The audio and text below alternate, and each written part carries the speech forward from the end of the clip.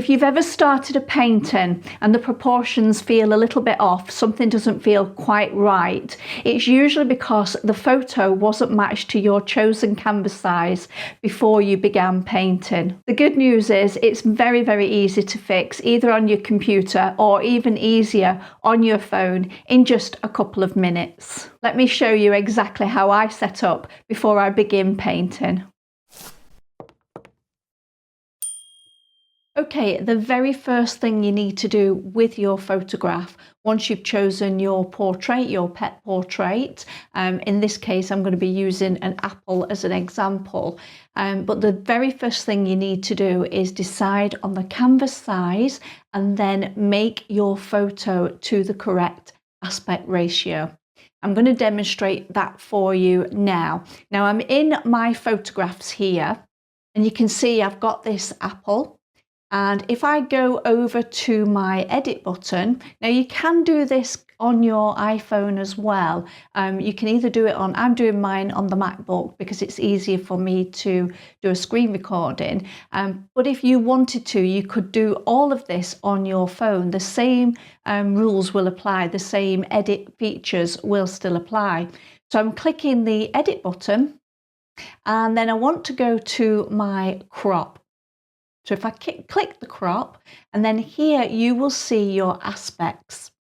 So you need your correct aspect ratio. In this particular case, I'm doing it as a square on a square canvas. So I can click the square, which is an aspect of 1:1. So again, if I click that, you can see how it adjusts the photograph. If I wanted a 16:9. Now, so for example, I'm going to include this lovely cheat sheet in the description box for you below in your downloads. I've included this in other references as well. So this is, again, just reiterating the fact that getting the correct aspect ratio is really important. So for example, if I wanted to do a 9:12 of this apple, I can see on this cheat sheet that that's a 3:4 ratio or a 4:3. You've got the facility here as well to change the, whether it's a portrait or a landscape. But if I go to a 4:3, you can see how that adjusts the photograph and makes it the correct aspect ratio. So in other words, it will fit perfectly. If you use Rapid Resizer and you enter the canvas size that you want and you've corrected your aspect ratio, it will produce a tracing to exactly that canvas size. So even if I've provided you with a photograph that isn't the correct aspect ratio for the chosen size of painting you want to do, please feel free to go in and alter that reference and alter your tracings if you need to fit the aspect ratio that you want. So for example, if I wanted a 16:20, that's a 4:5 ratio. So I go up here and you will see the adjustments slightly change. Now for this apple, it's not going to be too dramatic, but it does matter when you're doing something like a landscape or a portrait. You want to make sure that your aspect ratio is accurate to the chosen canvas size. So download this cheat sheet. I've laminated mine, so I've got it always to hand. Download your cheat sheet. Check that the size of canvas that you want to use, put your photograph into or your tracing into your edits and change the aspect ratio. Now I'm going to give you an example for an actual commission that I've got coming up for this beautiful dog. He's passed away sadly, called Hunter. Now the client wants this on a square canvas, so I've actually cropped it already. But if I click the revert to the original, you can see that that's the actual canvas. That's the photograph that I've got. And if I was trying to put that on to a square canvas, I would have a lot of trouble trying to fit it. This is a great way of you seeing what kind of a composition you're going to get.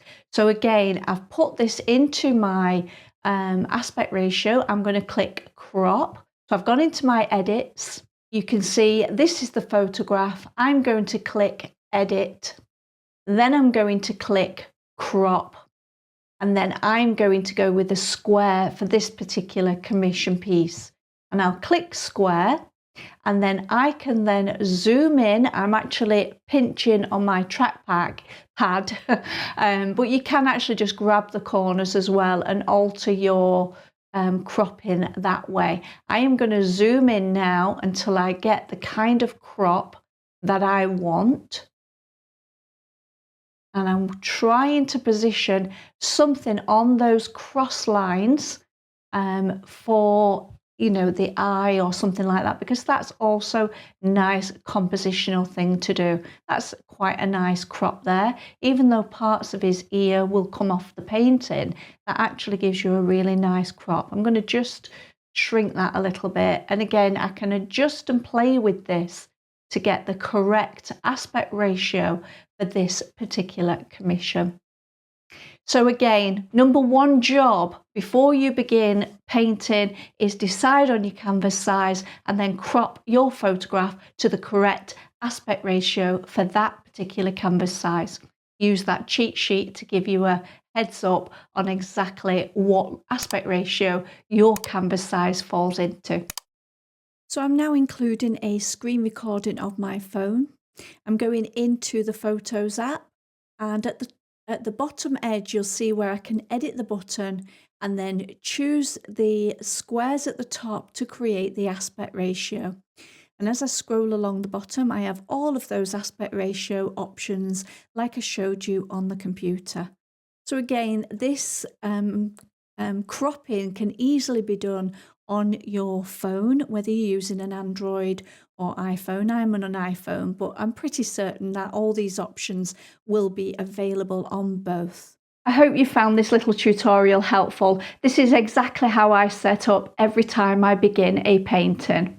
Regardless of whether I'm using the grid method, freehanding it or tracing, I always make sure that the aspect ratio is accurate before beginning, and it saves such a lot of frustration later on. Inside my academy, I dive deep into every single project, how I start all the way through to a final painting. But even just getting this step right will improve your results straight away.